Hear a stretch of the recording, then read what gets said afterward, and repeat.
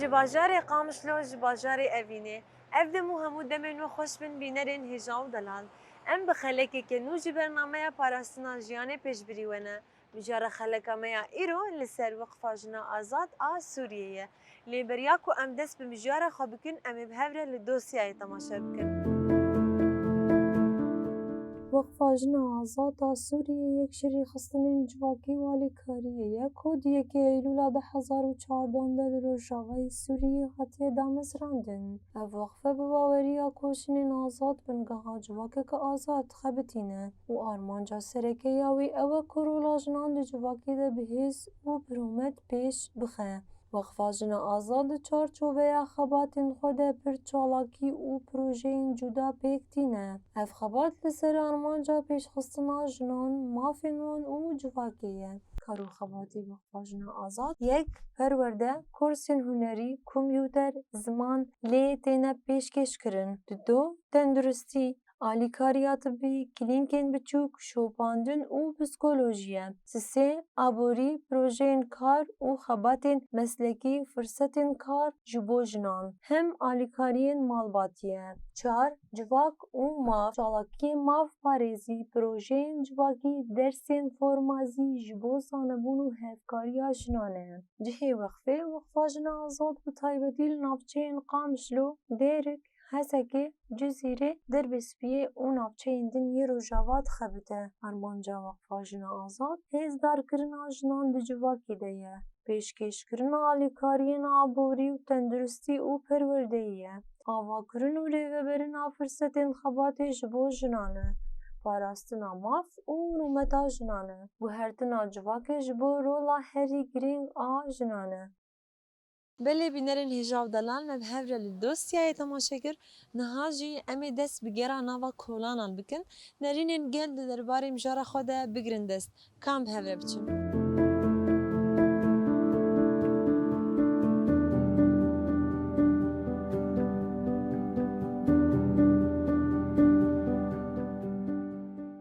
Dem baş. دەم باش Çavayê yadî? ساغبن Em dikarin te nas bikin? ناوی من ساڵحە کەلش وەکی ژنێکێ ji taxa Lêlêj bajarê Qamişlo. Serçava. Yadî em dixwazin ji me re behsa Weqfa Jinê bike. Kar û xebatên wê çawa dibînin? Bi rastî em spasiya Weqfa Jinê dikin got Weqfa Jinê got navendekî di taxa Lêlê de hatî avekirin bi rastî ji bo kar û xebatê ne em spasiya wê dikin ser kedayîna got hiştî hemû jin xwe li vê navenda Weqfa Jinê xwe bigirin û hemû kar û xebatê xwe ji milê jinê de bidin meşandin. Navendekî gelekî baş û temam û em spasiya wan dikin. Belê yadî saet xweş. Sera çava.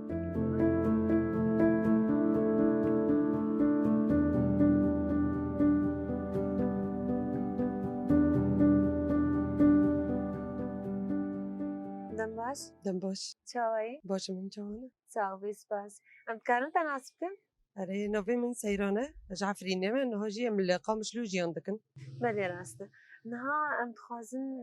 tiştekî bi te re binasîn. Weqfa Jina Azad êdî di nava xwe de gelek karan vedihewîne. Tu kar û xebatên we çawa dibînî? Weqfa Jinê yênêkarî xwe baş radibe em spasiya wan dikin û li kêleka jina disekinê bi rengekî baş yenê hemû jina dişopîne û kar dike. Belê rast saet xweş. Êwacî xweş.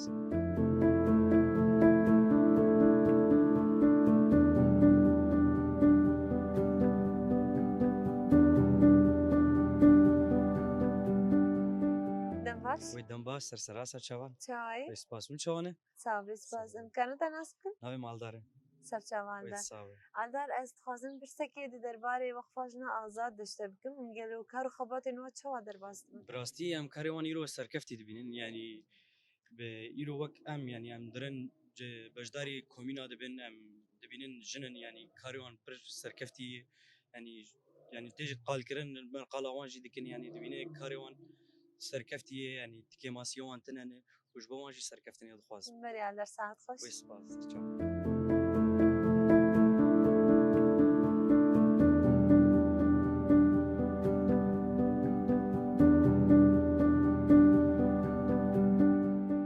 Belê bînerên hêja û delal me bi hev re li dosyayê temaşe kir, بشتري ام هاتن منرین کلانان درباره مجرد خود گردست نهاشی املیگل ریبریا وقفه جن آزاد سوریه نه بناوی سلطان خوشویه امی بهبره خیر هاتن امی بکن مامستا چای سپاس باشم سلام مامستا ام تخوازن بدر ناس بکن وكو ام تسانن وقفه جن آزاد سوریه دیگه ایلول 2014 ده هاتی آوا کرن گلو آرمان جاوا جوی آوا کرنی چی بو؟ اها شخوا از یکی که خوشم هاتنا و بزی برنامجی و الوقتی شخوا وک تقول وقفه جنا آزاد یکی مهانها ده 2014 هات آوا کرن شخوا سر دستی پنج هات آوا کرن وك انكيت رابرسينك سيصد جنيهات أبا بلاكرن وجوري أنجامي ويرا برسيني وقف هات أبا كرن شو أرمان جمع آلي كاريا جنو زاروك أم كاربن دا آلي توريد دا آلي براتيكي دا أم كاربن بريا بروجة دا آلي كاربن بجنو زاروك آرا شخوا وقفه جنا آزاد ناوندا ويرقام شلوية أو جي بيجشتي لسوري خبري خصن هيك ملی مامستن ها جبو کارو خباتی نوع بدوایی استخوازم بچه کی بکوراهی تجمر بحثا کارو خباتی خواهی وقفه جنیب که شخوا وقفه جنا آزاد خل سر كوميتا ده أواكرن كوميتا مجي كوميتا پروردهی كوميتا تندرستی كوميتا پروژهی كوميتا دبلوماسي شخوا كوميتا مالية وهروها راكاندن وارشيف شخوا كوميتا مي مافناسي جي هي هر كوميتا ما براتيكي وتورية هي مثلا كوميتا كوميتا پرورده توریه ویناکه او داینا سمینر هشمندی جبو جن و جواکه بگشتی جبو داگو امکاربن جن بگرین رولاوی راست جن بشخصية بكسيتا وينات جواكت بدن ناس كرين وأساسا وقت إنسان ويناكي بدن قانع كرين سر ما في وي هي شوا قرب يعني نت هني تم أركي خوا ببيجي يعني ما في وجد جانب هي مثلا كاربن د عالیه مافناسی دی وینا بدی ناس کرن رولاوی راستی جواکی دو کم گوت مثلا ام کاربن د درباری گوهرتنا ذهنیت هشمندی و جنسیت پرست ام بچکی گوهرتنی چیکن شخوا يعني چما اربان جامجي مثلا بيتري خوا ام گرانيه دي كوميتا پروردي راستي مثلا أنا باعتبار كاري وقفة يعني براتيكي وتورية مثلا أنا بيشيء كي مهنتك تجني كي بعلم من مهنتك مها دمه زيادة صالك أو جنت كارب سبور دقيقة لآليه هشمندي جلك كارو خباتير لازمه وجو مثلا أرمانجة كي تهبي تجيباك كي بجهرين ذهنيتك كي باش تبدأ أفكر دس بيك شقتي بجن دس بيك و راستی و دورشما منی گوما گوتیجی مثلا يعني بنجها جباتك آزاد جنك آزاده مالباتك آزاده دكار بجباتك آزاد سربي أساسي بده أباكره شخص سميناري ما دسبيك دمت هني جند جردست حتى ده حزارو بيستاجي بشتري ام كتن يعني بلكي شاشتيجي وتاني ما پرورده دا تاني ما جند جردست ما پرورده دان ميراجي چما جبرگو مثلا خاپاندنا آگو جواگ بیتشتی کتیه دی اولستوکا لسر جن هاتی کرن عینی سر زلام جهاتی کرن دریا دولت و ذهنیتا دولت ده و يعني أو مجي هي مثلا حتى مير نجي قناعتا آزادية جن أم نكارم بمتهم جباك يا أم كارم جباكك آزاد باباكن يا حتى جن كارم تام آزادية خوا وقت بيجي بكار بينه جبر ولو ما قالك پرورده میراجی دست بکرن راستیش ده 2020 تنیجن ما قریبو حتی آستا که منجامه که باش بگیرن وقت مگوجی مثلا شخوانه تنی وقف قالك سازی جن جیده ما قریبو ام بهبره که هرتنه که کم زیده چیکن يعني ده علیه ملی فکر ده وقت مگوجی مثلا ام نکارم بیجن متام قریبو مرمانجی خود جیبینن لی حتی آستا که باش بو گور انجامی ایگو درکتن يعني چاوا انجامي ويجي دملي اعمالي دبمرهات خويا كرن دسبيكي بينجنا وقف انا اندامي وقفي صدو بيجي اندام هنا دسبيكي د امل جنا دگريان انا جن لما دگرن راستي شخو دملي براتيكي دي كوميتا پرورده ده يعني راستي شورشا روجابا شورشا جناب يعني قبا ام بيجي دبيجن ام بوك ام دبيجن ام ببلجب يعني تشتكي واقعي دبيجن شبرقو براني يعني ايجو درباسي كاربون جنبون سازيت هايبت بيجن سركفتي ايجو جن بدست خصد شورش ده جبرو جي مثلا دشورش دراسي سري صدي حشتي جن درباسي كارابون چی کاری گشتی بی چه کاری خسر بش برولوژی و خواستم آلی کار بدملی پراتیکی ای کمیتا پرورده دم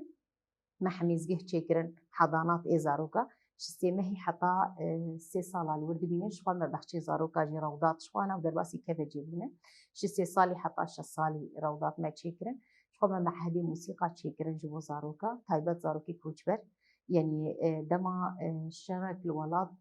دقومه اي حري تعدجي الواتي جنو زارو كان راستيش بربو مجي يعني وقت بيجي مثلا حري زي في جباك ما قردست بو ام كاربن الي كاربن يعني ام كاربن دريا ما في واد ببن الي كار يعني شخون ما قول چما زاروكي كوجبر تايبت مثلا زاروكي مثلا ده 2018 زاروكن عقليني الشرب جابي خدي دون طياره شوا مثلا مالباتي وا مالي وا وقت بيجن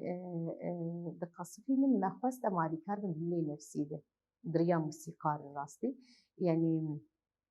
پر انجام باشی بون زاروکی ما به مهرجانا به فستیوالا هاتن شارکاندن ده هشتی آداره دی نوروزی دی گروپ چیکرین گلکی انجام باش بون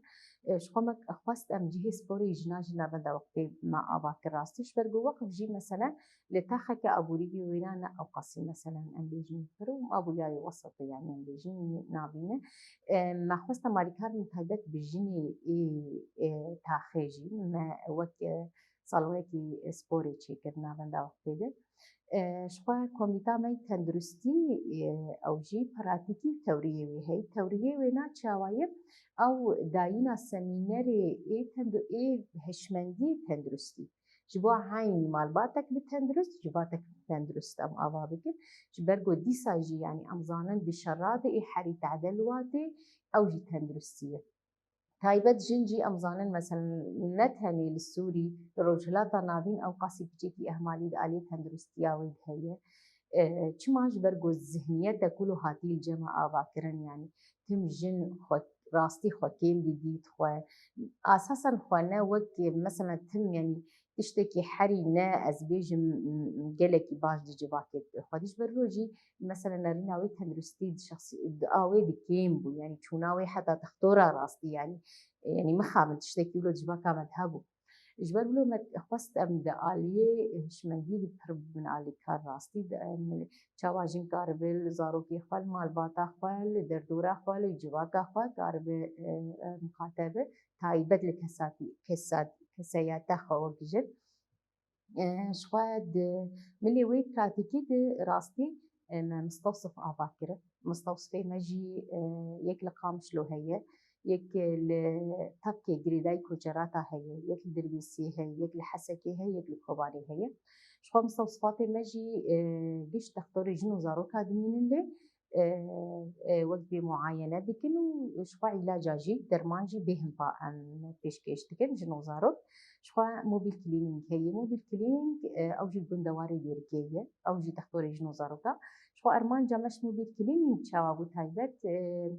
چما موبيل كلينينج ما خواسته مالي كار بجني بندا اي دورينا بندا باجا يجو زحمتي دجين نجبو خبيني جم تختارنا بندا باجا وتايبت يعني بندين كردوش يعني اما او كلينينجا جاروك تشيكر شخوا يعني مثلا دما وقت ما جوزي مثلا شاركتي قومادن ابوريش بر تعدلي تيكرن نرخي تختور نرخي درمانا بر بهاو ابجي ارمانجا كيما اش مستوصفاتي ما ايبو ما هاتن اباكرن يبو ام كاربن آلي كاربن دولي تندرستي ده شو طبي ما يخوزاي جي هي نابنده كيما الدربيسي هي ويجي الحسكي هي ما خواست ام بيتشكي دوري درماني كيميائي ام اي خوزاي بدن بيش يعني ايش برجو اي اولي ديد كاركر جي جنبو اي بو او درمانجي كشف عندن جنبو ما خواست ام بي درباري دم ممكن راستي وبرهمن تر باشي ما ديت يعني دركت ناف جناد وناف جباكي دجي شو اب كوميتا جاجرناجي كامبانيا رادبه كامبانيا مثلا مثلا گو نخوشیکی نه جواکی درکوی یا نخوشیکی جواکی بلا ببه او بریا سمینری خود کمپانیا چه دیکن مثلا در باسی مالا دبن تاخا دبن کومینا دبن سازیا دبن گندا دبن مثلا وقت کووید نخوشیک نه بود جواک آمده کرونا دوی درباره دم گلک کمپانیا پیرابون جبو مثلا جن آگاه دار بکن جواکی آگاه دار بکن چاواکار بن خوا مالواتی خوا جیرانی خوا مثلا جبی نخوشی بپارزه مثلا مها مزانن آپینج شیرا سینگیه ام و هیواسور و دسته تدرستیم بهبر وک حملاکی مرابو ام درباسی گلک جیابون دوی حملا ما دجی يعني دريا في كامبانيا دي منوز جن اكتشاف كرن انه ببنجشي راسينجينه لنظامي بو نشوا امبونا لكار دريا مثلا شونا واي دكتور دو وكاربن علاج حابك شخو كوميتا مي بروجي جي هي كوميتا مي بروجي او جي توريه وينا براتيكي وي هي شخو توريه وينا او تشيكرنا انكيتاي وكم دس بيكي جيغول لجنا ام بلاب دكن غوري وينا كي ام بروجي بيش تخن ابدكي جاملي براتيكي شخو يعني بروجي جي تشوا مثلا قال لك يعني مثلا از بيجن بري 2011 تاني جنكي خوانده بوكاري بوكار كربايا اللي بدك نعم مثلا قالك جن يقارب مثلا دملي كوافيرا دملي خياطة دملي كاري دس حتى كورس شي ما ذكرناه كورسي زمان كردي عربي انجليزي حتى سر حاسوب ما كورس فكرنا شوا دبيده كد مشغله كمي خياطة هي مشغله مي صوف وكاري هندسة جي هي شوا يعني دبي درباري ديشما مثلا بكري خمد علي أبوري ده كوميتا دبا علي كاربجنا البر قفتي كما هي مثلا أبوري رولكي بر خرط أزاد يا جند دليزة خسريا أبوري جبرجو جن دما نخسر بالآلية أبوري ده مخابن يعني جواكي كي مولوي مثلا تنظركي وجبي كولالي بناري يعني مع انه كاري اي حري بيروزي بمالي دي جندك يعني خدي كرنا زاروكاي وشي كرنا مالي ليه جواكا ما بيشعبكي بيشكي كيم بي كاري حري بيروز نار راستي شقا كوميتا دبلوماسي هي دبلوماسي أوجي علاقاتي وقتي بحمنا كوملا منظمة سازية إيه هندرين وإيش دربة ديكه شقا أوفيسا كيبال ألمانيا جي هي أوجي برد ب أليكار دملي بروجة دملي تشيكرنا بروجة للسورية ده نشخوا مجو مفناسي جي هي لراستي آمي مفناسي كوميتا منا أوقاسي أكتيفة لي أم تشاود بن أليكار مثلا جنكي جو تعددي تبي جنكي جو تونجي دي تبع يعني وقف بيرودنين وريا ويجي دين جهكي إيجو كارب بريا ويدماتي قازنج بكر شقا كسكسور جهي كسكسور أو جهة زاروكي بكسر اللي كوبانينه زاروكي إيجو راستي جو جهو بادي خواه تشار دهون داكرنا ويعني جي هناكي مال باد زاروكي خواه دي درنا كهتني بيكون باردان چيبون أو چيبون زاروك ماني الكولا كلنا ما أوقفنا السرقاش وبرورده كرنا وانا شعائدي وقتي أم وقت لسرت ساكن شقا وقت مجوجي حما يعني أوفيسي مال السوري مثلا لديرك لجركي لجيلش الآغا تربيسي حسكي رقة طبقة كوباني حلب شقا دما داوي مالشان يجي بكريه شقا من بيجي هبو من بيج دما أو شتا يجري داي دولة تاتر باسي بني راستي يعني إيه حريقو شوت عندنا مكتبة مجي يعني حمل سازي من تايبت سازية جن ميزيكاتيا وقالي كيش عليه بتعيش هو وقف جدنا عبده شوت عندنا وأجد بيخصنا جبر جوزانن يعني دما دستقداين بجن روجن جباكي آزاد أبجي دب خطري سر وانا يعني أوفيسي وقتي أجد بيخصنا بتهالان كده مستش خوك تقول درباري شمنية دون هن السمينار عددن دهفتي ده چند جارن قالوا بيشكتن وان جنان لتشيبونا دي دمان هذا جبر دي دمان بري ودي دمان هذا ايدي قالك بيشكتن تشيبونا انت خازن توا بيشكتنا بين زمان شخوا انه يعني وقت ما قام شلونا بند ويعني كاري يقول وقفي دبي لحمو في سيمات مش قام مش بيك الكامباج يعني كامبا روج كامبا هول كامبا واشو كاني وفي سيما الورجي هنو كار الورجي كار قباد دبي انا كوميتا پروردش خو بسي كسا بيكتي يعني شخوا او حر دسبيكا حفتي او برنامجي خداتين دنسي قاب قالك جيار بكن قوري ويناكي درباس دبن يعني تبيج روج تايبت محدد چند جارا ندياره مثلا دبد روجه کی دی 4 سمینار اجی بدن در باسی 4 جی اجی بدن گوری بوتی خواستن ام کار بکن شخوا يعني بلكي من دسبيكي جيد بو يعني كاري هشمندي كاري كي برزوره وكاري كي برخبات جردبي وبركات جردبي يعني وقو أوقاسي كد وتعب هاد داين بو جن وبير جباك بن بيكبو أوقاسي كد وتعب لازمه داغو جباك وشخوا يعني بيشنجيا جن جاردي أمبيجن أو دركة بشوي كولتيا بوكتي دي شخوا دوی درباره ده يعني جبر بلو مثلا کار ذهنیت پر کار کی گران مثلا ام بیژن وقت من دسپیکت گو ما تام جن آزاد کری یا تام ارمان جی خطی کانی نه يعني بقولتنك نراسته يعني ب 13 سالي شورشي يعني 13 سالي شورشي البر بيج حزر صف برهندك ليه ما دسكفتين برهيجا وقرب سازی تایبەت بیژن هاتنە چێکردن وەک مگو مثلا سەری سەدی کێمانی حەشتێژن دەرباسی کارابوون وەک ئەم وەقف وەک مگو مثلا مە پێنج جنا دەست پێکران ئەبووی سەد و پێنجیژن مثلا گوهرتنەکی یعنی دیجیباکێ گوهاتی چێکردن خۆیانیە مثلا قالك يعني شوانت هني وقف بريا حمس هذه جنرة ووقت دستك داينا محمس هذه جنرة قالك دستكتي جن هاتنا درخصتن وتيد وقف شي مثلا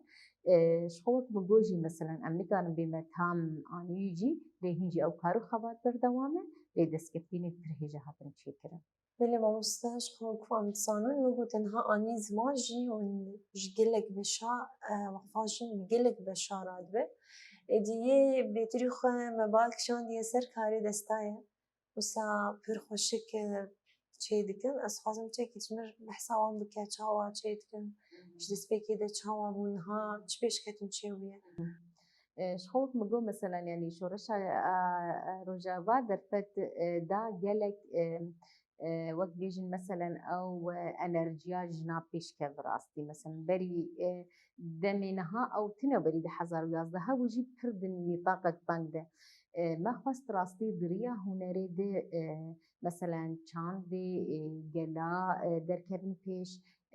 خواستكا جن هنرا جن هفگرتنا جلا دريا هنرا ده ام دخينن شخوا مثلا قامشلو هي الرقا هي الكوباني هي يعني كاركي ترخش تيكرن شخوا قالك جاراد بيشنجها جي ام تشيكن او جي تبي بيشنجه جو تشيدن تيكرن بله مامستا از باورم سلوگان کو هي استفاز متشمير بين زمان شخوا سلوگان ما او جي ده 2014 شخوا سلوگان ما يمكن بيجن انه جنا آزاد من جهاجي واقع آزاده أبجي باوريك مي خورد كربير هي دما جن آزاد به مالباتك آزاد شد كش خواجباته كي آزاد شي ديگردست بله مامستا بگو تانی زمان تقول قبل کامپاژی کارتکن گلو گالی ول تخیل گلو کاری ول کامپاژ چاوا در واسطه شغل کامپاژی کاری مراستی کاری کی پرپاژ در واسطه يعني قالك جار هنا كاس دي برسن مثلا حتى كان باروجي هو تشما مثلا يعني جني داعشي هون دبن وق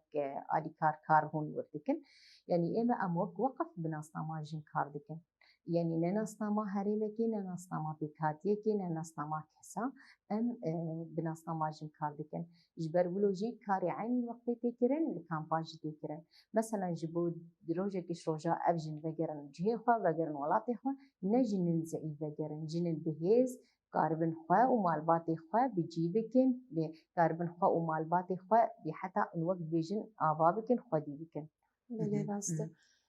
افتواتیا گو نتنی اون بشتگیری آجنین روجاوا بتایبه دکن جنج همو هنمان خود دەستپێکی دەلامی وەقفا ژنە ئازاد تا ڕۆژاوا بوو شپا شاشتی بڕاستی بەرگو ئێمە ئەم وەقفا ژنە ئازاد ئا سووریە یعنی ئەم کاربن دەستەک بدن ئەی ژنێ سووری ئەم کاربن گۆری دەرفەت و ئەمکانی خوا ئەمە دەنیشتاوی بسەکنە بەرورە ژنەمێمە وەقفا ژنە ئازاد ئا سووریەیە شما مسته دمام بر بدایبونی به چه براستی مدام که پر خوش به هر در باز کرد اسپر که خوش بوم به ناسیناته ما مسته گوتینه که داوی وسط به جیان جی چه پیشنیاری و دیدمی پیش دهنت کاربین زمان شخوا ڕاستی ئەم گەلێکی خۆشبوون دەست بکرد ینی بێ حەلقاوە بۆ سەر کار و خەباتی وەقتی ئێوە چێکرد خۆ گوتنێکی داوی ینی ئەز بهێوین ئەم هینتر کاربن کار و خەباتی وەقتی خۆتر بکن ئەم شخواوت مگو دەما داوی مەکشامێ بکردم مەڤەکر ئەم کارن گەلێک جیهێ دیژی دەکن ئەم کاربن بێتری خوال تەنیشتا ژن و زاروکە ئەم بسەکنن وشخوا يعني برنامج مي صالة بيجي هين هي وصالة بيجي هي داغو ام بيتر خورتو بن ام كارون بيتري خوا مالباتك آزاد جواكك آزاد آبابك بله ما مسته ساعت خوش سرکت جبو کاریان سركتش بو سباس بله بینرین هیچان دلال ببرجی اندیکیشن لاوی خلق خوا حتی خلقی که نو ببینن دناوا خیر و خوشیه ده